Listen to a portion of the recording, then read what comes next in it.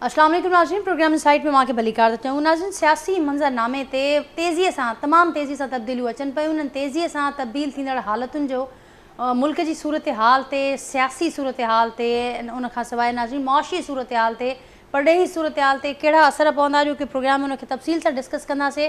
मुख़्तलिफ़ फील्ड सां तालुक़ रखंदड़ एक्सपर्ट्स आहिनि जिन खे अॼु मां प्रोग्राम में इनवाइट कयो आहे। ऐं मूंखे जीअं सुध आहे नाज़रीन, त हिकु भेरो ॿीहर नज़र अचे पियो त तख़्ते लाहौर वारो शहर सियासी सरगर्मियुनि जो मर्कज़ बणियलु आहे। ज़रदारी साहब उते मौजूदु आहिनि। कुझु अहम शख़्सियतनि जी पाकिस्तान पीपल्स पार्टी में शमूलियत जो इम्कान ज़ाहिर कयो पियो वञे। इम्कानी किंग्स पार्टी जो जेको क़यामु आहे उन हवाले सां बि ॿुधायो पियो वञे त हाणे मामला आख़िरी मरहले में, हतमी मरहले में दाख़िल थी चुका आहिनि। पाकिस्तान तहरीक इंसाफ़ जा ताज़ो ई तौबा ताइब कयल जेके अॻवान हुआ, हिकु भेरो ॿीहर सियासत में मुतहरिक नज़र अचनि पिया। हिन वक़्त ताईं नज़र अचे पियो त बज़ाहि जेका तरीन साहब जी जेका कैंप आहे उहा महफ़ूज़ पनाहगाह बणियल आहे इन्हनि समूरनि माण्हुनि जे लाइ। पर ईंदड़ ॾींहंनि में जेको मस्कन हूंदो उहो कहिड़ो हूंदो इन्हनि अॻवाननि जो, उन ते बि जेके प्रोग्राम में डिस्कस कंदासीं। कहिड़े रुख ते ही मामला ईंदड़ ॾींहंनि में वेंदा। कुझु देरि अॻु जॾहिं असीं प्रोग्राम कयूं पिया, काफ़ लीग पारां APC जी तजवीज़ साम्हूं आई आहे ऐं काफ़ लीग पारां ॼाणायो पियो वञे त हीउ अहम हिकिड़ो स्टेप आहे। चौधरी सरवर साहब जी अॻवानी में ही मामला नज़र अचनि पिया। हीउ कहिड़ो मिशन आहे जेको नज़र अचे पियो, इन ते बि अॼु के प्रोग्राम में ज़रूरु असीं डिस्कस कंदासीं। उन खां सवाइ सभिनी खे सुध आहे त जेका मुल्क जी मुआशी सूरत हाल आहे गुज़िरियल केतिरे ई वक़्त खां उहा तमामु घणी ख़राबु आहे ऐं मुसलसल जेके ख़राबु सूरत हाल रही आहे, जेका ग़ैर यकीनी वारी सूरत हाल रही आहे, उनखे अञा वधीक हानियो रसायो आहे। अॼोकी जेका सूरत हाल आहे, अॼोकी डेवलपमेंट साम्हूं अचनि पियूं त नाणे वारी मुमलिकती वज़ीर साहिबा जो इहो चवणु आहे त असां वटि असांजी पहिरीं प्रायोरिटी IMF वटि वञणी आहे। पर जेकॾहिं ही मामला न बि ठहनि था, जेके ॿिन्ही जे लाइ ज़रूरत आहिनि, उहो पाकिस्तान हुजे या IMF हुजे, त न बि ठहनि था त असां वटि प्लान बी हर वक़्तु हर सूरत में मौजूदु हुजे थो। ऐं अॼु हुननि जेको नाज़रीन IMF जो चीफ मिशन आहे उन्हनि जे जेको बयानु साम्हूं आयो आहे उन ते पिणु रद्द-ए-अमल ॾिनो आहे त हीउ जेको बयानु आहे पाकिस्तान जे अंदरे मामलनि में असीं सम्झूं था थी मदाख़लत आहे। IMF खे अहिड़े बयाननि खां पासो करणु घुरिजे।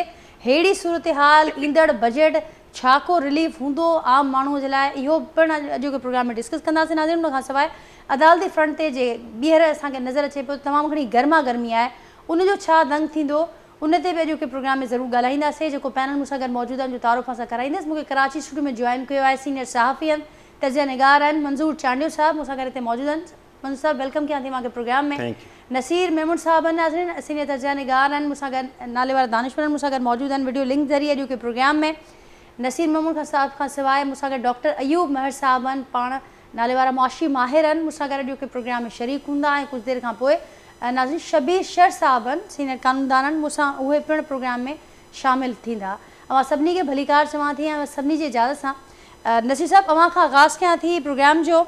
मूं ॾिठो जेका सूरत हाल ज़िक्र कई त कुझु देरि अॻु ताईं अवां बि ज़रूरु उहे डेवलपमेंट्स ॾिठियूं हूंदियूं ऐं तेज़ीअ सां सूरत हाल तब्दील थिए पई। बैक टू बैक डेवलपमेंट्स हर पासे खां असांखे नज़र अचनि पियूं। कीअं ॾिसो पिया जेका ख़ासि करे हिन वक़्तु सियासी सरगर्मियुनि जो मर्कज़ लाहौर बणियलु आहे, अॼोकी डेवलपमेंट्स खां आगाज़ कयूं था, पोइ फर्दर बि ॻाल्हाईंदासीं। कीअं ॾिसो पिया PTI वारनि जो मस्कन कहिड़ो हूंदो जेके पार्टी छॾे चुका आहिनि उन्हनि जे लाइ, ऐं कीअं कहिड़े रुख में इहा जेका सूरत हाल आहे वेंदे ॾिसो पिया? महिरबानी नाजिया, PTI वारनि जो मस्कन उहो ई हूंदो जेको खेनि ॿुधायो वेंदो। PTI बि जॾहिं हुननि जो मस्कन थी तॾहिं बि खेनि ॿुधायो वियो हो। मासूम माण्हू हुननि वीचारनि खे एतिरी ख़बर न हूंदी आहे दुनिया जी, पोइ उन्हनि खे केरु ॿुधाईंदो आहे त हिते वञो त हलिया वेंदा आहिनि। ऐं हाणे वरी उन्हनि खे जिन मोकिलियो त उन्हनि खे चयो त न हितां पहिरें साॼे मुड़ो पोइ खाॿे मुड़ो, सो उहो हुनखे फॉलो कनि था वेरी ओबीडियंटली ऐं ठीकु था कनि। हुननि जी पॉलिटिक्स हिन ते ई हले पई। मां ज़ाती तौरु सम्झां थो त हाणे हीउ सभु कुझु जेको थिए पियो हाणे हिकु प्री इलेक्शन फेज़ लाइ होमवर्क तेज़ी सां शुरू थी वियो आहे। ऐं ज़ाहिर आहे इलेक्शन थींदियूं, इहो मुश्किल थी पवंदो त इलेक्शन न कराइनि। एॾी का ख़ौफ़नाक ख़तरनाक सूरत हाल, का अहिड़ी लाजिक ऐं हिकिड़ियूं अहिड़ियूं पार्टियूं जेके सदाईं डेमोक्रेसी जी ॻाल्हि कंदियूं रहियूं आहिनि, वक़्त ते इलेक्शन जी ॻाल्हि कंदियूं रहनि थियूं, तंहिंजे करे हुननि जे लाइ बि इहो पॉलिटिकली एॾो सवलो न हूंदो त इलेक्शन खां अवॉइड करे सघनि। 9 मई उन्हनि जे लाइ हेवन सेंट अपॉर्चुनिटी आहे। मुंहिंजो ख़्यालु आहे त हिकिड़ो अहिड़ो वाटरशेड इवेंट जंहिं ख़ान साहब लाइ टेबल स्टर्न करे छॾियूं। एॾो वॾो आपघाती हमिलो मां सम्झां थो PTI ते केरु बि न करे सघिया जेको ख़ान साहब ऐं संदसि सियाणनि साथियुनि पाण पंहिंजी पार्टीअ मथां कयो। अहिड़ो हिरोशिमा जहिड़ो बम पंहिंजे मथां पाण उछलायूं ऐं हिकिड़ो मुंहिंजो ख़्यालु आहे त हुकमरान इत्तेहाद लाइ इन खां वरी ख़ुशीअ जी ख़बर बि कढी हूंदी त हूअं जेकर हुननि खे तमामु घणी तकलीफ़ सां तमामु घणी ॾुखियाईनि खे मुंहुं ॾेई इमरान ख़ान खे पॉलिटिकली मैनेज करिणो पए हा, जेको सवलो न हुजे हा। इहो हू बि सम्झनि था त जेका अनपॉपुलरिटी रूलिंग अलायंस जी आहे ऐं उनजा ॿिया बि कई सबब आहिनि, रुॻो इहो न आहे त पोइ हिननि खे हुकूमत नथी हलाइण अचे, पर इंटरनेशनल सीनियर फेवरेबल कोन्हे, एड नथी पई अचे, पुठियां साल ॿोॾि अची वई, इलाही फैक्टर्स आहिनि। ऐं ख़ान साहब ज़ाहिर आहे त हिकिड़ो विक्टिम कार्ड त पॉपुलरिटी जो सभ खां वॾो हिकिड़ो ज़रियो बि आहे। अदरवाइज़ हू KPM पंजाब में एज़ अ लीडर बि हुनजी हिकिड़ी अपील मौजूदु आहे ऐं रही आहे, पर हिन तरह सां हुनजी सॼी एंट्री जा दरवाज़ा जीअं हाणे बंदि थी विया आहिनि, इहो शायदि PDM न करे सघे हा हुकूमत में। सो उहा हिकिड़ो यूनिक सिनेरियो आहे जेको क्रेडिट ख़ान साहब ॾे वञे थो। हुन सदाईं हिकिड़ा बदकिस्मती सां हिकिड़ा पॉपुलरिटी पंहिंजी जाइ ते, पर सियासी साञा सां फ़ैसिला करण वारी जेका ॾांहुं ऐं सम्झ थींदी आहे इन हद ताईं जो वरी माण्हू थोरो रिड्रेसल कंदो आहे, शयुनि जा स्पेस क्रिएट कंदो आहे न। हेॾो सारो ब्लेंडर थियण खां पोइ कल्ह वरी चई त भला मूंखे फ़ौजुनि खयो त पोइ फ़ौजुनि जी इमारतुनि ते हमला न कनि हा त कंहिं ते कनि हा। सो हाणे मूंखे ॿुधाए जेको माण्हू इन सॼी सिचुएशन मां बि एतिरो लर्न करे ऐं कोएग्ज़िस्ट करण जे बजाए वरी कंफ्रंटेशन में वञणु थो चाहे, या त पोइ ठीकु आहे इनकलाबी अॻुवाण थी वञे, इनकलाब आणे पोइ चऊं त वाह वाह इनकलाब आयो न आयो, तारीख़ में क़ुर्बानी दर्ज थींदसि। पर हाणे उन सॼे चैनल खां पाण इन थिए थो, उन सॼे चैनल खे अञा बि चए थो मूंसां ॻाल्हायो, मुंहिंजी ॿुधो, मूंखे वारो ॾियो। त वॾा कंट्रास्ट आहिनि ख़ान साहब जी पॉलिटिकल अप्रोच। पर मुख़्तसिर ॻाल्हि खे कयां त हाणे जेका मूं ॻाल्हि कई पई त प्री इलेक्शन जेका सिचुएशन आहे हुन में हाणे नेक्स्ट 2-3 मंथ्स जे अंदरि जीअं त इलेक्शन अप्रोच कंदी त हुन खां उहे तमामु घणो रैपिडली होमवर्क, ऐं हुन में ॿ शयूं इंपॉर्टेंट आहिनि। हिकिड़ो ज़ाहिर ख़ान साहब एज़ अ पार्टी परहेप्स पाण बि नेक्स्ट इलेक्शंस में इन सिचुएशन में as PTI as Imran Khan वञण जी पोज़ीशन में न रहंदो। इन खां अॻु में उहो अमली तौर ते उहो सभु कुझु डिज़ॉल्व थी चुको, तंहिंजे करे पोइ ॿ सुवाल थींदा त छा इस्टेब्लिशमेंट इमरान ख़ान खे टोटली आउट करे, हली उहो टेम्परेरी हुजे पर फ़िलहाल टोटली आउट करे ऐं PDM खे फ्री स्पेस ॾेई छॾे त उहा अॻी इलेक्शन में पंहिंजे बल ते इन सेंस में त वॾी स्ट्रांग अपोज़िशन न रहंदी। एॾी पावरफुल टीम थी उभरी अचे जो हींअर त खणी इस्टेब्लिशमेंट जे आॾो 4 ॻाल्हियूं मञे थी, हिकु अधु मञाए थी, पर पोइ हुननि ॿिन्ही पार्टीज़ जो ट्रैक रिकॉर्ड आहे त उहो इस्टेब्लिशमेंट जी हर हा में हा कान मिलाईंदा आहिनि। इमरान ख़ान पाण हिन मामले में वधीक फर्मा बरदार माण्हू हुयो, त इहा इस्टेब्लिशमेंट कॾहिं इहो बि न चाहींदी त हिकिड़ी अहिड़ी पावरफुल फोर्स जी शिकिल में PDM या उन्हनि मां का पार्टी वरी ईंदड़ चूंडुनि में अॻियां अची वञे, जो हुननि खे ख़बर आहे त पोइ उन्हनि जा पॉलिटिकल ओपिनियन केॾा स्ट्रांग रखंदा आहिनि, स्टांस केॾो स्ट्रांग रखंदा आहिनि। तो इन जे लाइ सॼी सभु बंदी थिए पई। तरीन साहब एंड कंपनी इहे हिकिड़े बुलवर्क जो कमु कंदा, इहे हिकिड़े शील्ड तौरु एक्ट कंदा, इहे इस्टेब्लिशमेंट जे लाइ हिकिड़ा स्पेस क्रिएटर हूंदा बार्गेनिंग जे लाइ। ठीकु आहे, इहे मथे एॾी वॾी चूंड न खटींदा जो मुशरफ जे दौर में जीअं काफ़िली का हुकूमत ठाराए वरितनि, एॾी वॾी शायदि जुगाड़बाज़ी न हली सघे, पर इहे हिकिड़ो डिसाइसिव फैक्टर थी उभरंदा जेके इस्टेब्लिशमेंट ऐं रूलिंग पार्टी पोइ जेका बि अचे हुनजे विच में हिकिड़े स्ट्रांग बफर जो रोल प्ले कंदा, हुनखे लगातार चेक में रखंदा, हुनखे लगातार इस्टेब्लिशमेंट सां नेगोशिएशन ऐं बार्गेनिंग जी पोज़ीशन में रखंदा त जीअं उहे पंहिंजी मर्ज़ी डिक्टेट न करे सघनि। ही होमवर्क उन लाइ थियण वञे पियो, ईंदड़ ॾींहंनि में वधीक मूंखे लॻे थो चिटो। ठीकु, मंजूर साहब नसीर साहब ॻाल्हि कनि पिया त प्री इलेक्शन फेज़ सफ़बंदी जो आगाज़ थी चुको आहे, काफ़िली कहिड़े मिशन ते नज़र अचे पई, APC जी तजवीज़ साम्हूं अचे पई, इनखे कीअं पिया ॾिसो हाणे फवाद चौधरी वारनि बि हिकिड़ी प्रेस कॉन्फ्रेंस कई आहे त उन्हनि इहो चयो आहे त मुल्क खे ज़रदारी ऐं नवाज़ शरीफ़ जे रहम करम ते नथो छॾे सघिजे। दैट मीन कि जेका इहा कैंप आहे इहा कुझु अलॻि तरीक़े सां सोचे रही आहे। जेका तरीन जी कैंप आहे, थी सघे थो त जेका कॉफ लीग ऐं ज़रदारी जूं जेके मीटिंग्स हलनि थियूं त उहे तरीन जी जेका कैंप आहे उहा जे पर तरीन बि अलॻि पंहिंजे कंहिं पार्टी सां इम्कान आहे त अचे, ऐं फवाद चौधरी वारा बि अलॻि कंहिं जेका सो अचनि। वॾे पैमाने ते माण्हू जेके बि PTI में निकिता आहिनि उहे पीपल्स पार्टी में वञनि या PMLN में वञनि, इहो को अहिड़ो इम्कान त नज़र कोन थो अचे। पर असल ॻाल्हि इहा आहे त वरी ॾिसो त हिन सियासत थियणु खपे हिन मुल्क में, ऐं सियासत जेका प्रेशर वारी आहे उन खां हटी करे इंडिपेंडेंट सियासत थिए त असांखे इहे सभु कुझु शयूं ॾिसणियूं न पवनि।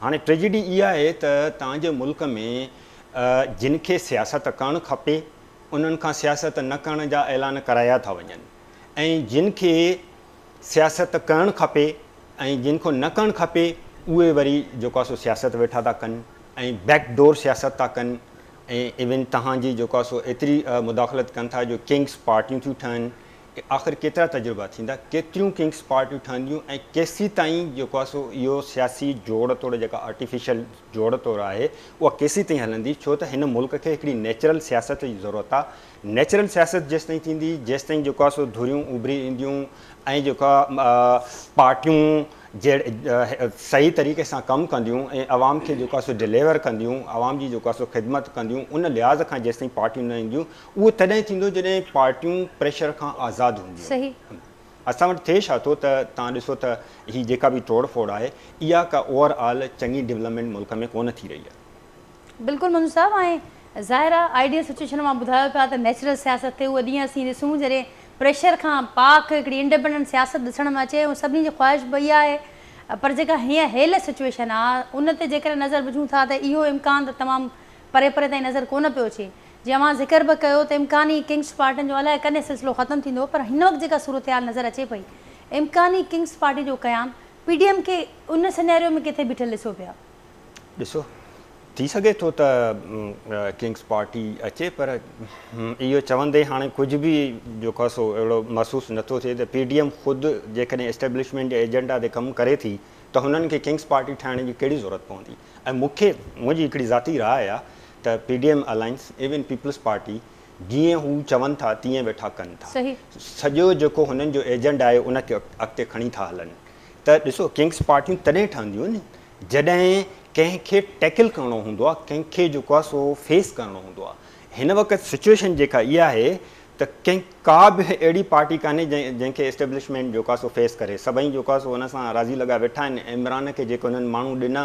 उहो उन्हनि जे इशारे ते उन्हनि मां निकिरी विया हाणे किंग्स पार्टी ठाहिण जी ज़रूरत कहिड़ी आहे सही ठीकु मंजू साहब इन ॻाल्हि ते बि अॻियां डिस्कस कंदासीं मूंसां गॾु डॉक्टर अयूब महर साहब बि आहिनि ऐं कोशिशि कयूं था त शबीर साहब सां असांजो राब्तो थिए डॉक्टर अयूब साहब आप सियासत की बातें यहाँ पर हो रही हैं कि किस रुख से ये जो सियासत का जो ऊँट है वो किस करवट बैठता है उस पर आपने एक्सपर्ट्स की राय सुनी आप क्या कहेंगे मईशत के हवाले से हमें बताएं कुछ कोई अच्छी खबर है बजट के हवाले से कोई रिलीफ मिलेगा और आज बड़ा चर्चा हुआ IMF प्रोग्राम के हवाले से उस पर भी ज़रूर कमेंट कीजिएगा जो अब सिचुएशन है वज़ीर ख़जाना मुमलिकती वज़ीर साहबा कहती हैं कि हमारे पास प्लान भी हर सूरत मौजूद रहता है और इस सूरत हाल में भी हमारे पास एक प्लान भी बिल्कुल तैयार है आप क्या कहेंगे IMF कर्ज प्रोग्राम की अदम बहाली की असल वजह आप क्या समझते हैं और फिर क्या देखते हैं सिचुएशन को आने वाले दिनों के बारे से कि पहली बात तो ये है कि जो इकोनॉमिक कंडीशन होंगी जो हम एक्सपेक्ट कर सकते हैं वो बहुत हद तक पॉलिटिकल सिचुएशन पे डिपेंड कर रही होंगी कि क्या पॉलिटिकल चेंजेस एक्सपेक्टेड हैं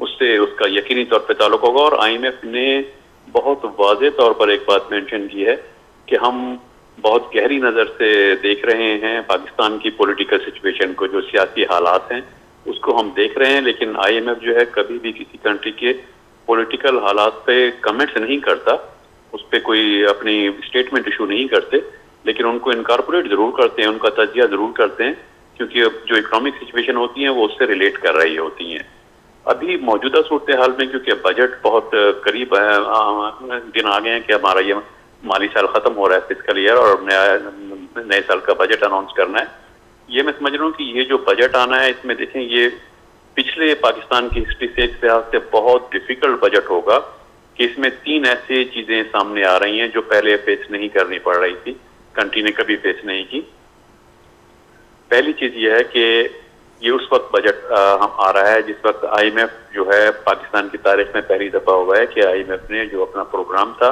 जो उसको 7th और 8th ट्रांच रिलीज करना था पाकिस्तान को पैसे देने से वो डिले कर दिया है और एक कंप्लीट अनसर्टेनिटी है ऐसा पहले नहीं था लेकिन बजट से बिल्कुल पहले ऐसी सूरत हाल हम फेस कर रहे हैं दूसरी जो चीज़ है कि पॉलिटिकल अनसर्टेनिटी है केयरटेकर गवर्नमेंट है नए इलेक्शन की बात हो रही है नए पॉलिटिकल अलायंसेस सामने आ रहे हैं तो ये भी चीज़ें इनकॉर्पोरेट कर रही होंगी इसमें एक बहुत जो खतरनाक सूरत हाल पैदा हुई कि पाकिस्तान की करेंसी ने एक साल में 30% डिवैल्यूएशन जहाँ देखने में आई है 30% डिवेल्यूएशन बहुत बड़ा एक जंप लिया है, जिसकी वजह से जो पर कैपिटा इनकम है हमारी वो किसी रीजन के बगैर वो कम हो गई है। यानी जब वो 1600 हम $1 पर एनम था 2018 में, जो सिर्फ फॉरेन एक्सचेंज की वजह से $1500 हो गया था, और अब जब 30% मजीद उसमें डिवेल्यूएशन का इनकॉर्पोरेट करेंगे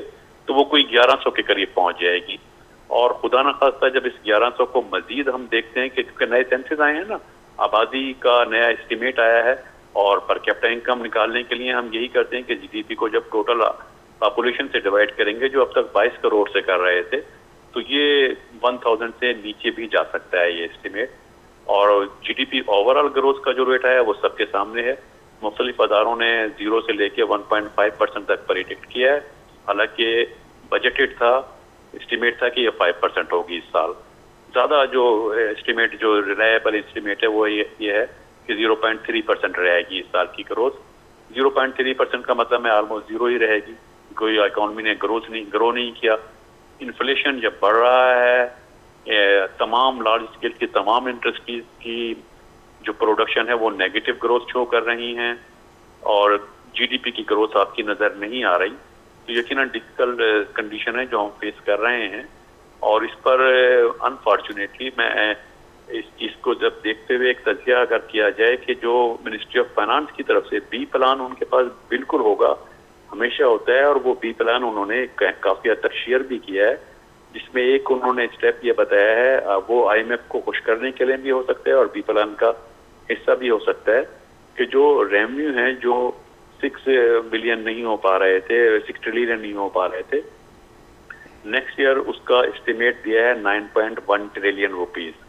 और उसमें सबसे बड़ा जो अहम उन्होंने स्टेप लेने का मिनिस्ट्री ऑफ फाइनेंस की तरफ से स्टेप लिया गया है वो ये है कि कंपनीज के रिजर्व पे टैक्स लगा दिए जाएंगे। ये एक डबल टैक्सेशन हो जाएगी। 5% लगाया जाएगा लिस्टेड कंपनीज पर और 7.5% नॉन लिस्टेड कंपनीज पर। ये कम्प्लीटली, यानी ऐसे हालात में जब लोन नहीं लिया जा रहा, प्राइवेट सेक्टर को जो बैंकों से लोन था उसकी सूरत हाल इस हद तक खराब हो गई है कि जहां पहले इन फिक्स्ड इन्वेस्टमेंट के लिए लोन लिया जाता था ताकि एक्सपेंशन हो, प्रोडक्शन बढ़े और एम्प्लॉयमेंट क्रिएट हो, वो पिछले साल वर्किंग कैपिटल में चला गया था उसका ज़्यादा पार्ट, और इस साल वो वर्किंग कैपिटल में भी नहीं गया। इस साल वो एनबीएफआई और इक्विटी मार्केट की तरफ आ गया है, यानी कि फाइनेंशियल सिस्टम को बचाने के लिए वो बैंकों का लोन यूज हो रहा है। इस सूरत हाल में जब इंडस्ट्री लोन भी नहीं ले सकती तो उसके पास सिर्फ वादा बचा था कि वो अपने प्रॉफिट में से कुछ हिस्सा रिजर्व रख के कंपनी के सर्वाइवल के लिए यूज करे, एक्सपेंशन करे, ताकि कुछ जॉब क्रिएट होती रहें। लेकिन रिजर्व पे टैक्स लगाने का मतलब है कि उसको डिस्करेज किया जा रहा है, कंपनी अपने प्रॉफिट को खुद अपने ही एक्सपेंशन के लिए यूज नहीं कर सकेगी। तो ये कोई बी प्लान में जो स्टेप अभी तक बताए गए हैं वो कोई पॉजिटिव स्टेप नहीं है। ठीक, मेरा तो डॉक्टर साहब इसके बावजूद आपने बताया कि ऐसा डिफिकल्ट वक्त जो इस वक्त हम पोजीशन देख रहे हैं, मुल्क की तारीख में उसकी कोई मिसाल नहीं मिलती। साथ साथ आपने ये भी बताया कि अगर कि ये जो कुछ चीज़ें अगर प्लान बी का ये हिस्सा भी है तो भी कोई पॉजिटिव न्यूज़ नहीं है इनके हवाले से। फिर ये जो पुरएतमादी नज़र आती है डार साहब की कि डिफ़ॉल्ट नहीं हुए हम, और ये भी कि जो मामला है आईएमएफ के साथ वो भी अपने अंजाम तक ज़रूर पहुंचेगा, ठीक हो जाएगा मामला, उस एतमाद की वजह आप क्या देख रहे हैं? देखिए, उसमें एक चीज़ क्लियर है कि वो जो प्लान बी कह रहे हैं वो मुझे नहीं नज़र आता कि वो हो। जो एतमाद की बात है वो सबसे पहले ये समझना चाहिए कि जो उनकी कल की स्टेटमेंट भी है, बहुत अहम बात यह है कि जो एक शोर मच रहा था कि पाकिस्तान खुदा न खास्ता दिवालिया हो जाएगा, वो एक स्टेटमेंट बन रही थी। और उसमें भी जो ज़्यादा मैं देख रहा था मीडिया में जो हाइक एक नज़र आ रही थी, वो बहुत लोग दिवालिया को बैंकरप्सी समझ रहे, डिफॉल्ट को दिवालिया समझ रहे थे, बैंकरप्सी समझ रहे थे। पाकिस्तान डिफॉल्ट हो जाएगा इसका ये मतलब नहीं है कि बैंकरप्ट हो जाएगा। बैंकरप्सी और डिफॉल्ट में फ़र्क होता है। डिफॉल्ट करने का मतलब होता है कि नादहिंदा हो जाएंगे आप। नादहिंदगी क्या है? नादहिंदगी ये है कि आपके पास अपने एसेट भी मौजूद हैं, आपकी पोजीशन भी स्ट्रांग है, आप अगर इकोनॉमिक प्लानिंग करें तो आप दोबारा रिवाइव भी कर सकते हैं। डिफॉल्ट कर गए हैं यानी इमीडिएटली कैश आपके पास नहीं था, सिर्फ ये प्रॉब्लम थी। तो हम उस कैश को मैनेज करने के लिए जो आईएमएफ कंडीशन मान रहे थे, बहुत सख्त कंडीशन उनकी मानते रहे हैं और मानने की बात कर रहे हैं, उसकी उन कंडीशन के जवाब में ये हो रहा था, उसका रिएक्शन ये आ रहा था कि मुल्क में इन्फ्लेशन बढ़ रहा था, टैक्सेस बढ़ रहे थे, हम सब्सिडीज भी नहीं दे पा रहे थे, हम एम्प्लॉयमेंट भी क्रिएट नहीं कर पा रहे। तो उसमें ये एक बोल्ड स्टेप होता है ये। जैसे श्रीलंका, खुद अमेरिका में अभी ये पोजीशन आने वाली थी, 3 दिन पहले तक की खबर ये थी, जिन्होंने बाद में लेजिस्लेशन चेंजेस किए हैं अमेरिका में परसों, तो उसके बाद वो डिफॉल्ट से बचे। डिफॉल्ट का मतलब दहन ये था। ठीक, अगर वो ठीक मतलब डॉक्टर अगर आप उससे बच जाते शबीर साहब ने मैं प्रोग्राम में ज्वाइन किया, उनको भी शामिल गुफ्तगू करते हैं, फिर मैं आपकी तरफ ज़रूर वापस आऊँगी। हम आपसे ज़रूर जानेंगे कि आपने कहा कि ये बड़ी अच्छी खबर है कि मुल्क ने डिफ़ॉल्ट नहीं किया, लेकिन जो आपने डिफ़िकल्ट सिचुएशन बताई सारी मईशत के हवाले से, अब ये जो इस हुकूमत की जो हैंडलिंग रही, जो पॉलिसीज़ रहीं, उन्होंने कितना हेल्प किया मुल्क को डिफ़ॉल्ट होने से बचाने के लिए या हेल्प नहीं किया, तो उस पर भी ज़रूर बात करेंगे आपसे। शबीर साहब, अवां खे भी वेलकम कयां थी प्रोग्राम में।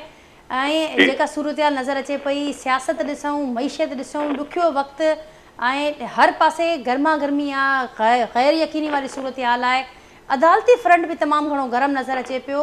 अॼु वरी जेका डेवलपमेंट थी आहे, ज़रूरु अवाम ज़रूरु ॿुधी हूंदी, ॾिठी हूंदी त अॼु जेका ऑडियो लीक्स कमीशन वारा जजिस आहिनि, उन्हनि पिणु केस ॿुधंदड़ जजिस मथां हुकूमत खां पोइ एतराज़ वारिया आहिनि त हीउ मामिलो त अॻियां वधंदो पियो वञे। जेका डिवीज़न आहे, जंहिंजो बार बार इहो बि ॼाणायो वियो त हीउ तासुरी आहे ऐं हाणे हुन में कुझु बहितरी आई आहे, हिकु भेरो ॿीहर अहिड़े क़िस्म जे मामलनि सां सम्झो पिया त तासुर उहो वधीक मज़बूत थींदो।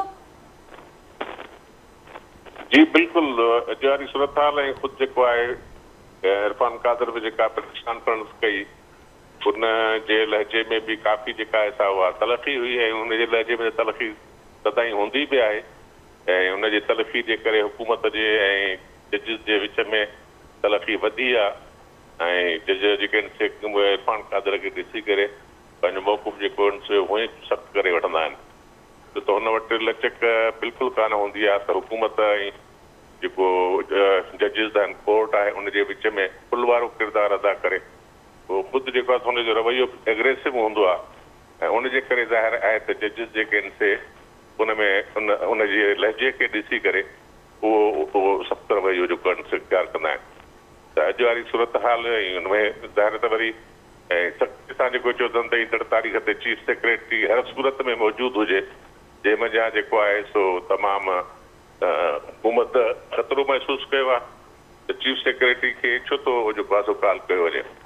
अॼु हिनजे करे त चीफ सेक्रेटरी मथां जेका आहे सा उहा चार्ज फ्रेम कई वञे त हू जेको आहे इन्हनि शयुनि जो ज़िम्मेवारु आहे, हू मैनेज नथो करे सघे पियो हुकूमत जे विच में ऐं ख़ुदि इंतिज़ामिया जे विच में, ऐं जेके कुझु बि शयूं थियनि थियूं पियूं या त उहे उनजे अप्रोच में नथियूं अचनि पियूं या हू उन्हनि खे मैनेज नथो करे सघे पियो। त अहिड़ी सूरत में ज़ाहिर आहे त कोर्ट जेकॾहिं हुनखे कंटेम्प्ट जो चार्ज फ्रेम थी करे पई त उन खां पोइ उहा ॻाल्हि वधी सघे थी पई, चीफ सेक्रेटरी खां अॻिते बि चीफ एग्ज़ीक्यूटिव ते वञी सघे थी पई। उन करे अॼु वारी सूरत हाल तमामु घणो यानी तरक़ी वारी सूरत हाल जेका आहे उहा नज़र आई आहे। जी ठीक शबीर साहब, नसीर साहब, तमामु घणी तलख़ी वारी सूरत हाल नज़र अचे पई ऐं जीअं शबीर साहब ॻाल्हायो त इम्कान बि तमामु घटि पियो लॻे, छाकाणि त ॿिन्ही पासनि खां साॻी सूरत हाल नज़र अचे पई, लचक घटि आहे ऐं तलख़ीअ वारो माहौल इते बि वधण जो इम्कान आहे। जी ॻाल्हि ॿोल जी हद ताईं त ॾिसो उहे मामला हाणे ॻाल्हियूं थियण या न थियण उहे हाणे सियासी क़यादत या हुकूमत तइ न पई करनि। हाणे त उहे मामला घणो अॻिते निकिरी विया। इन खां अॻु में सूरत हाल ॿी हुई त हुकूमत वारनि चयो पिए त ॻाल्हि ॿोल थियणु घुरिजे ऐं ख़ान साहब का ॻाल्हि ॿुधण लाइ तयारु न हो, पर मोदी अॻु में चयो त 9 मई वाटर शेड इवेंट हो, जंहिंखां पोइ घणियूं सारियूं शयूं, सॼी इक्वेशन उहा मसावत अॻुजड़ी न रही आहे, उहा पोज़ीशन न रही आहे सभिनी कैरेक्टर्स जी अॻुजड़ी, ऐं शयूं हाणे एटलीस्ट PTI इमरान ख़ान जे फेवर में आहिनि कोन जो हिन स्टेज ते केरु हुननि सां ॻाल्हाए। ॻाल्हाइण वारी नौबत तॾहिं ईंदी आहे जॾहिं धुरियूं टेबल ते या फील्ड में कंहिं बराबरी वारी पोज़ीशन ऐं पावर में हुजनि। उहा इक्वेशन जी मूं गुज़ारिश कई बदिलजी वई आहे। तंहिं करे फ़िलहालु मूंखे लॻे नथो, ऐं इहो टकराउ हाणे पहिरें त ॾिसो हुकूमत ऐं PTI जी कंफ्रंटेशन जो मामिलो हो न, त उते त थियो पिए त अदालत थोरो ज़ोर भरियो, थोरो सियासतदान बि लचक रखंदा आहिनि त भला ठीकु आहे कुझु ॾियूं वठूं, को विच वारो रस्तो कढूं, पर उन में बि ॾिसो हाणे जेके साम्हूं शयूं अचनि पियूं। कल्ह आज़म नज़ीर तारड़ जेको ॿुधायो आहे त त हू त चए थो त जॾहिं असां PTI जी कमेटी सां ॻाल्हियूं कंहिं डायरेक्शन में खणी पिए वियासीं त इमरान ख़ान पंहिंजी पार्टीअ जे उन वफ़द खे वीटो करे छॾियो जेको हुन वटि खणी आया शयूं। सो ख़ान साहिब जो पंहिंजो हिकिड़ो स्टाइल आहे। हाणे त मामला हुकूमतुनि खां पार्टियुनि खां चढ़ी आहे, हाणे त फ़ैसिला ॿियनि पिया थियनि त केरु छा कंदो ऐं हिन सिचुएशन में केरु ॻाल्हाईंदो हिकिड़ी अहिड़ी पार्टीअ जी धुर सां जंहिं ते अपेरेंटली हिकिड़ो ॻाढ़ो मंदीहड़ो लॻी चुको। हुनजे सही या ग़लति हुजण ते मां डिबेट हींअर नथो कयां, मां जस्ट इहा सभिनी खे ख़बर आहे हाणे हुन ते हिकिड़ो ॻाढ़ो मंदीहड़ो लॻल आहे नाइमे खां पोइ। त हिन सिचुएशन में केरु हुनजी पार्टीअ जा जेके सभ खां वॾा हुनजा पंहिंजा वेझा साॼे खाॿे बीठल माण्हू उहे हथ कढी भॼनि पिया त हुकूमत हुन सां छा ॻाल्हाईंदी। त मूंखे त वेझे आईंदे में इहा ॻाल्हि ॿोल थींदे नज़र कोन थी अचे। मूंखे त वेझे आईंदे में ख़ुदि PTI इमरान ख़ान जे पंहिंजे सियासी फ्यूचर ते काफ़ी क्वेश्चन्स कान आहिनि। कुझु ॾुखे जेको वक़्तु आहे हुन में का घटिताई ॾिसो था, जीअं मां ज़िक्र कयो त ॾुखियो वक़्तु मुसलसल नज़र अचे पियो हर पासे खां, पर ख़ान साहब अञा बि अदालतुनि ॾांहुं निहारनि पिया, उन पासे ॾांहुं हिकिड़ी उमेद रखंदा अचनि पिया। न अदालत हिकिड़ी हिन भेरे एस्टेब्लिशमेंट जे हिकिड़े डिफरेंट सेगमेंट तौर कयो आहे एक्ट ऐं उन ख़ान साहिब खे रिलीफ ॾियारण जी कोशिशि कई आहे। पर जीअं मूं चयो त हिकु स्टेज खां पोइ जेसि ताईं अदालत खे रुॻो हुकूमत सां कन्फ्रंटेशन में रहणो हो त पार्लियामेंट करारदादूं पे कयूं, जेको बि कयो पिए हिन जवाब में जवाब आया पे, ॾे जवाब वटि जवाब हली पिए। अदालत एतिरे खे त शायदि प्रेशर खे फेस करे वञे हा पॉलिटिकल स्टेटमेंट। पर जीअं मूं ॻाल्हि कई त हाणे नाइमे खां पोइ ॿिया एक्ट्रेस इन्वॉल्व थी विया न। छा अदालत एज़ पार्ट ऑफ एस्टेब्लिशमेंट उन वॾे एक्टर सां फिटाइणु चाहींदी? इहो मुंहिंजे ख़्याल में ॾुखियो थी पवंदो हुननि जे लाइ। उन्हनि खे बि पंहिंजे वीक पॉइंट्स जी ख़बर आहे, तंहिं करे अदालत मूंखे नथो लॻे त डिघे अरसे ताईं ख़ान साहिब खे खणो रिलीफ ॾेई सघंदी। ऐं ॿियो त रिलीफ त ॾींदी केसिस मां न, कुझु ॿिया फैक्टर्स जॾहिं पॉलिटिकल डिफेक्शन थींदी, माण्हू पार्टियूं छॾींदा ऐं हिकिड़ो सुभाणे जेकर मिलिट्री कोर्ट में ख़ान साहिब सपोज ट्रायल में केस हले थो फॉर एग्ज़ाम्पल, त पोइ सिचुएशन चेंज थी वेंदी। तंहिं करे मूंखे लॻे थो अदालत हिकु लिमिट खां मथे रिलीफ न ॾेई सघंदी ऐं इहा सिचुएशन ख़ान साहिब जे नियर फ्यूचर में फेवर में वेंदे नज़र कोन थी। ठीकु मनु साहब एग्री कयो था, जेको निसाब सम्झनि पिया त हाणे तमामु ॾुखियो हूंदो पाकिस्तान तहरीक इंसाफ़ जे सियासी मुस्तक़बिल ते, ख़ुदि ख़ान साहिब जे मुस्तक़बिल ते तमामु घणा सवाल या निशान आहिनि। जी तव्हां ॾिसो न त हिकिड़ा त आहिनि सियासी धुरियूं, सियासी धुरियुनि में त इख़्तिलाफ़ रहंदा आहिनि, ठीकु आहे रहणु खपनि, सियासत हूंदी जेको आहे सो इख़्तिलाफ़नि जे लाइ आहे। ॿिया आहिनि असांजा रियासती इदारा, रियासती इदारनि मां अदलिया इमरान ख़ान जी साइड हुई ऐं जंहिंखे तव्हां इस्टेब्लिशमेंट था चओ उहा हिन हुकूमत जी साइड हुई। हाणे तव्हां ॾिसो त जेका इमरान ख़ान 9 मई खां पोइ छा थियो त इमरान जी जेका पोज़ीशन हुई उहा बिल्कुलु हली वई टाऊं ऐं माण्हू हुनखे छॾे विया। जॾहिं माण्हू छॾे विया त हुनजी जेका बि थोरी घणी ताक़त हुई उहा ख़तमु थी वई। हाणे हुनजी साइड ते अदलिया केतिरो हलंदी? थींदो ईअं त हिन मुल्क में शुरू खां वठी अॼु ॾींहं ताईं जंहिं बि धुर खे इस्टेब्लिशमेंट जी सपोर्ट हूंदी आहे त उहे आराम सां पंहिंजी हुकूमत बि हलाईंदा आहिनि, जे अपोज़िशन में हूंदा आहिनि त इक़्तिदार में बि अची वेंदा आहिनि। सो हाणे इमरान जो चैप्टर त बिल्कुलु क्लोज़ नज़र अचे थो ऐं अदलिया उन सां केतिरो साथ ॾींदी। ख़ुदि थी सघे थो त जीअं जहिड़ो मतिलबु इमरान जी पार्टी जीअं मतिलबु हली वई आहे, ख़तमु थी वई आहे, थी सघे थो त अदलिया मां कुझु जज जेके ही कमीशनूं ठाहिनि पियूं ऐं जेका गवर्नमेंट जेके आइन में अमेंडमेंट्स करे पई उन जे सिलसिले में अदलिया ख़ुदि जेको आहे सो मतिलबु उन मां कोई जज वठी वञनि, चीफ जस्टिस जे ख़िलाफ़ु कुझु जेको आहे सो अहिड़ा रेफरेंस अची वञनि जंहिं जूं ॻाल्हियूं हलनि थियूं। जेको बि माना थोरो घणो हुकूमत ऐं इस्टेब्लिशमेंट मुख़ालिफ़ जेको बि महाज़ आहे उहो चुप करायो वेंदो। इहो माज़ी में बि थियो आहे, हाणे बि जेको आहे सो इहो थिए पियो ऐं नज़र अचे पियो त जंहिंसां बि गॾु इस्टेब्लिशमेंट आहे उहे सुकून सां हूंदा, आराम में हूंदा। थी सघे थो जेका आईंदा इलेक्शन जी ॻाल्हि थिए थी उहा बि उन्हनि जे अम्ब्रेला में थिए ऐं हुकूमत जेको आहे सो आराम सां वरी ही साॻियूं धुरियूं ठाहिनि। इमरान जो चैप्टर बिल्कुलु क्लोज़ आहे। हुन अहिड़ियूं हरकतूं कयूं या हुन अहिड़ियूं ग़लतियूं कयूं आहिनि, हुन अहिड़ा जेको आहे सो कम कया आहिनि जंहिंजे नतीजे में हुनजो वरी पार्टी ठहणु, वरी जेको आहे सो पावर में अचणु, इक़्तिदार में अचण जो त हाणे को अहिड़ो सवाल ई पैदा न थियो। मियां साहब जे लाइ कीअं पिया ॾिसो? माइनस इमरान ख़ान जी मां ॻाल्हि कई, मियां साहब मियां नवाज़ शरीफ़ साहब जो रस्तो ॿुधायो पियो वञे त तमामु घणो सिधो थींदो पियो वञे ऐं जेके तरमीमूं थियनि पियूं, जेके नवां कानून साम्हूं अचनि पिया, हू बि घणो रिलीफ ॾेई सघनि था मियां साहब खे। मियां साहब खे इहो रिलीफ मिलंदो त अची वेंदो, पर उहो हाणे इक़्तिदार में त कोन ईंदो न। हाणे त हुनखे पाण बि इक़्तिदार में न अचणु खपे। मुंहिंजो ख़्यालु आहे त इहो सेटअप थींदो जेको 1988 में हुयो न, त पीपल्स पार्टी वफ़ाक़ ऐं मरियम नवाज़ शरीफ़ पंजाब, हिननि जो अॻिते हली जेको आहे अहिड़े क़िस्म जे सेटअप ते ही पाण में एग्री कनि ऐं मथां अम्ब्रेला जेका हूंदी हुननि खे उहो सेटअप ठाहे ॾींदी। मियां नवाज़ शरीफ़ त थी सघे थो अची वञे, थी सघे थो जेको आहे जेको हुनखे नाल करार ॾिनो हो उहो अदालत जे ज़रिए हुनखे नाली जो दाग़ छा, उहो त अदालत ते दाग़, अदालत खे पंहिंजा दाग़ धोअणु खपनि, उहो अलॻि भाषा तव्हां सवाल पुछो त हुन ते ॻाल्हाईंदासीं। पर नवाज़ शरीफ़ अची सघे थो, इन मुल्क में ईंदो, क़ाइदो हूंदो, थोरा मतिलबु कैंपेन हलाए मता ऐं जेको आहे जेको हुननि जो वोट बैंक जेको थोरो घणो टुटो आहे उन वोट बैंक खे अगेन जेको आहे हू गॾु करे ऐं मरियम नवाज़ जे लाइ हिकिड़ो मैदान ठाहे त पंजाब लेवल ते इहा ऐं वफ़ाक़ में जेको आहे थी सघे थो बिलाल भुट्टे जी अहिड़े क़िस्म जी ग्रूमिंग थिए थी त हू जेको आहे वफ़ाक़ ते अची वञे। शबीर साहब, अवां कुझु ऐड करणु चाहींदो हुन में त हिकु लिमिट खां पोइ हाणे जेका सूरत हाल ख़ासि करे 9 मई खां पोइ थी नज़र अचे, अदलिया बि न फेवर करे सघंदी, कोड़ो रिलीफ जंहिंजो एक्सपेक्ट ख़ान साहब करे बि पियो, इज़हार बि मुख़्तलिफ़ फॉरम से करे चुको आहे, उहो हाणे तमामु घणो उहो बि मुश्किल थी वेंदो।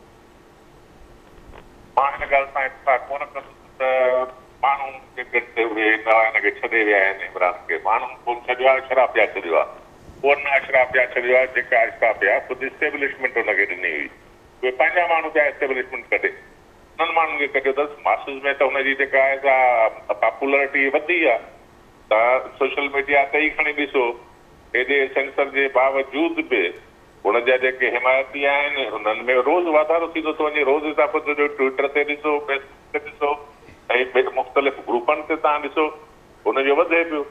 हिकिड़ी शक्ति जेका आहे सा तव्हां यादि कयो त 77 खां वठी 1988 ताईं पीपल्स पार्टी ते थी, ऐं पीपल्स पार्टी ते जेतिरियूं शक्तियूं वधि में वधि कयूं हुयूं, अहिड़ी लीडरशिप जेका आहे पीपल्स पार्टी खे बि छॾे वई, गुलाम मुस्तफ़ा जितो ई छॾे वियो, गुलाम मुस्तफ़ा खर छॾे वियो, हनीफ रामी छॾे वियो ऐं मुबशिर ज़ैदी छॾे वियो। सभु जेके हिन टॉप जा जेके लीडर हुया उहे पीपल्स पार्टी खे छॾींदा हुया, पर माण्हुनि हुनखे कोन छॾियो। माण्हुनि जे जेका पीपल्स पार्टी जी हिनजी जेका मुज़ाहिबत वारी जदोजहद हुई उन ते माण्हुनि पीपल्स पार्टी जो साथ ॾिनो। हिते सूरत हाल बिल्कुलु उल्टी थींदी थी, असांखे त सिंध में हिनजी पॉपुलरिटी वधंदी नज़र थी अचे पई। पर शबीर साहब, इलेक्शन डायनामिक्स त डिफरेंट थियनि था। ही जेके मिसालूं मां ॾिनियूं आहे बिल्कुलु तारीख़ जो हिसो आहिनि ऐं सभु शयूं मौजूदु आहिनि, पर इलेक्शन डायनामिक्स खे कीअं पिया ॾिसो? जेका ॻाल्हि हिते थिए पई त इलेक्शन जेकॾहिं थिए थी ऐं थींदे नज़र जेका सूरत हाल ठहंदी वञे पई, उन में ख़ान साहब जी एज पार्टी तहरीक इंसाफ़ जेका अॻु पोजीशन हुई 9 मई खां अॻु, या ख़ुदि ख़ान साहब जी जेका पोजीशन हुई शायदि हाणे ओड़ी न बीहे। इलेक्शन अॻे बि मैनेज थी रही आहे। असां वटि जॾहिं बि इम्पार्शल इलेक्शन थी त माण्हुनि जो फ़ैसिलो टोटली जेके असांजूं एक्सपेक्टेशन्स आहिनि उहे उन्हनि खां टोटली डिफरेंट थींदो। इलेक्शन त ज़ाहिर आहे त हमेशह कॾहिं बि असां वटि गैर जानिबदार इलेक्शन थी कान्हे, कन को असांजी इलेक्शन कमीशन गैर जानिबदार रही आहे। उहा जंहिं ॾींहुं थी त इमरान जेको आहे सो वॾी लीड सां जेको आहे सो कटंदो, बाक़ी हुनखे हारायो वेंदो मैनेज करे, ऐं उहो इंतिज़ामिया चाहे थी इस्टेब्लिशमेंट चाहे थी, इस्टेब्लिशमेंट जी गिरफ़्त जेका आहे उहा पंहिंजी जॻह ते मौजूदु आहे, पूरा उहा त घटि ई कान्हे का। बाक़ी इहो चवण त हुनखे इलेक्शन में पहिरियों ई हिननि डिसाइड करे छॾियो आहे। हुन खां माण्हू जेके आहिनि से फ्यूडल तबिको जेको हुयो, सरमाएदार तबिको जेको हुयो, उन्हनि खे मार मोचड़ो करे उहे हुन वटां कढी विया आहिनि। बाक़ी जेको वोटर आहे, अवाम आहे, उहो माण्हू हुन सां जेके फिगर बीठा, जेतिरी उहो मुज़ाहिमत कंदो ओतिरी हुनजी अवाम में मक़बूलियत जेका आहे वधंदी। बाक़ी इलेक्शन वारी ॻाल्हि खे असां कोन था मञूं त उहा गैर जानिबदार थींदी, ऐं उन गैर जानिबदार इलेक्शन जा नतीजा जेके आहिनि को माण्हू क़बूल कंदा, माण्हू बि हुनखे क़बूल कोन कंदा, जीअं माज़ी में थींदो रहियो आहे। पीपल्स पार्टी 88 में जेका आहे केॾे बि हिन सां आई, वाइंड अप करे वई। हुनजो पोइ 90 91 में कहिड़ो असरु कयो इस्टेब्लिशमेंट? हिकिड़ो गैर मक़बूल माण्हू जेको ज़ियालक जो माण्हू हुयो उनखे खटराए उनखे ठोके मथे जेके से वठी आया, ऐं तॾहिं बि चयो त पीपल्स पार्टी गैर मक़बूल थी वई, गैर मक़बूल थी वई।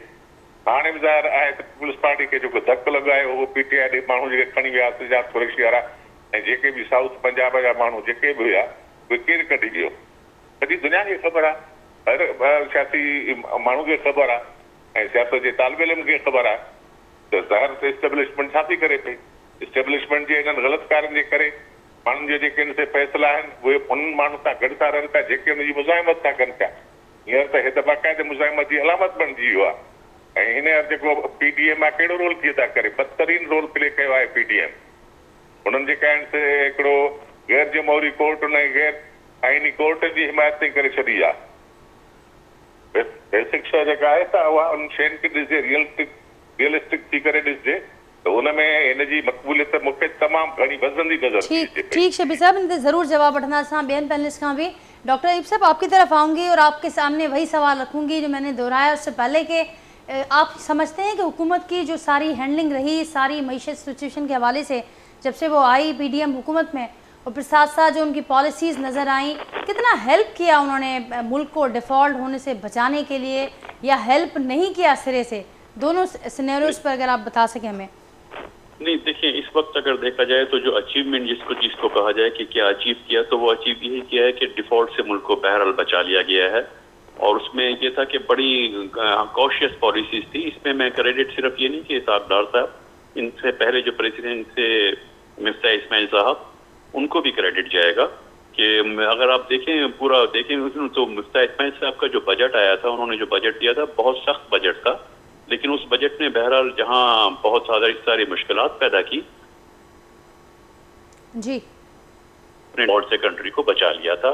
हमने पेमेंट्स की हैं, कोई सी पेमेंट में डिफॉल्ट नहीं किया। जो लोन की ऊपर इंटरेस्ट था, रीपेमेंट्स की लोन की, वो ड्यू टाइम पे बिल्कुल पे कर दी गई। किसी जगह ऐसा नहीं सुनने में आया कि पाकिस्तान का खुदा खास्ता इंपोर्ट्स में या एक्सपोर्ट की स्टेज पे कोई LC या लेटर ऑफ क्रेडिट में कोई प्रॉब्लम आई हो। तो इस वक्त तो वही सूरत हाल थी। और इसी हवाले से जब नए बजट की बात हो रही है तो हमें बहरहाल ये खुशफहमी में भी नहीं रहना चाहिए कि बहुत आसानी पैदा हो जाएगी और बजट में रिलीफ मिल जाएगा। रिलीफ वाले हालात बहरहाल नहीं है, मुश्किल हालात रहेंगे और कम से कम 1 साल तक तो ऐसा नजर नहीं आता। लेकिन इस क्या कोई हम बहुत बड़ा अचीवमेंट दे सकेंगे, कोई सरप्राइज दे सकेंगे। लेकिन इस वक्त डिफॉल्ट से बचते हुए चलना, तमाम पेमेंट्स को ड्यू टाइम पे वो अदायगी उनकी की जाती रहे, ये एक बहुत बड़ा स्टेप होगा।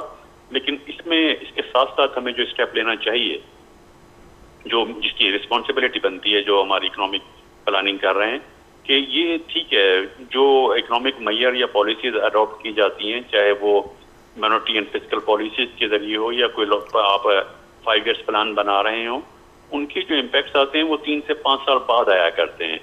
लेकिन ये जो शॉर्ट टर्म होता है, इसमें ये नहीं कि हम इनको छोड़ दें इस उम्मीद से कि जी आगे जाके हालात अच्छे हो जाएंगे। शॉर्ट टर्म में भी हमें कुछ रिलीफ मेजर्स लेने होंगे।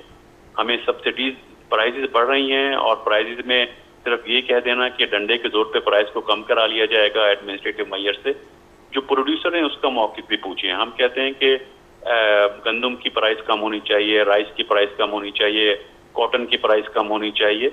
तो जो प्रोड्यूस कर रहा है उसका भी मौक़िफ़ सुने कि क्या वो इस प्राइस में उस चीज़ की प्रोडक्शन एफोर्ड कर सकता है।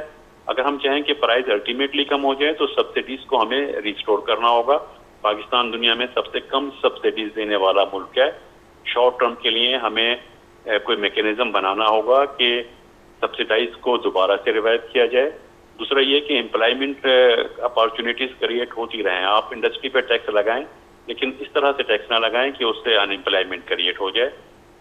स्टेपन्स पे करने होंगे। बेनजीर इनकम सपोर्ट प्रोग्राम जो था उसका साइज बढ़ाया गया, लेकिन अभी उसको मजीद बढ़ाना होगा, क्योंकि हालात जो जिस तरह तेजी से चेंज हुए हैं, डिवैल्यूएशन की वजह से उसका फिर साइड इफेक्ट आया, इन्फ्लेशन हुआ, शॉर्ट टर्म अनएम्प्लॉयमेंट क्रिएट हुई है इंडस्ट्री के क्लोजर्स की वजह से।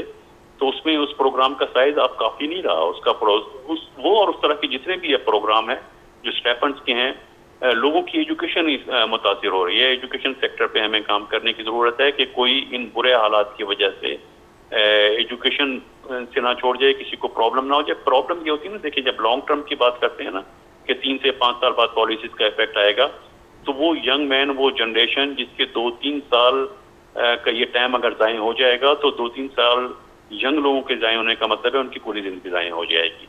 अगर वो 3 साल के लिए एजुकेशन छोड़ दें, 3 साल के लिए अनएम्प्लॉय हो जाए, तो पूरा लाइफ पैटर्न चेंज हो जाता है, लिविंग स्टैंडर्ड चेंज हो जाते हैं। तो इसके साथ साथ शॉर्ट टर्म मेजर इनको गवर्नमेंट को बजट में देने होंगे। और इन सारे ज़रूरी इकदाम के साथ ये जो सियासी गैर यकीनी है इसका भी खात्मा करना होगा। आपने बताया सारी चीज़ें इंटरकनेक्टेड हैं आपस में। नसीर साहब ज़रूर इन्हें भी ज़रूर जिक्र कजो जेका गाल डॉक्टर साहब कही तो जेका समूरी सूरत हाल जो दारोमदार आहे बहरहाल इहो क्रेडिट हुकूमत दे वञे थो तो डिफॉल्ट खां बचंदे बचंदे हेसि ताईं पहुता आहिनि, पर अञा तमामु ॾुखी सूरत हाल अॻियां आहे ऐं तमामु ज़रूरी शयूं करणियूं आहिनि। हिन जे गैर यकीनी जो ख़ात्मो बि करिणो आहे। उन सां गॾोगॾु जेका ॻाल्हि शबीर साहब कनि पिया त अञा ही सियासी हलचल लॻे पियो त इहा बरक़रार रहंदी, कुझु वक़्तु ऐं हू इहा ॻाल्हि बि कनि पिया त जेका बि सिचुएशन हुजे रियलिस्टिक थी जेकॾहिं ॾिसिजे त ख़ान साहब जी मक़बूलियत तमामु घणी वधी आहे।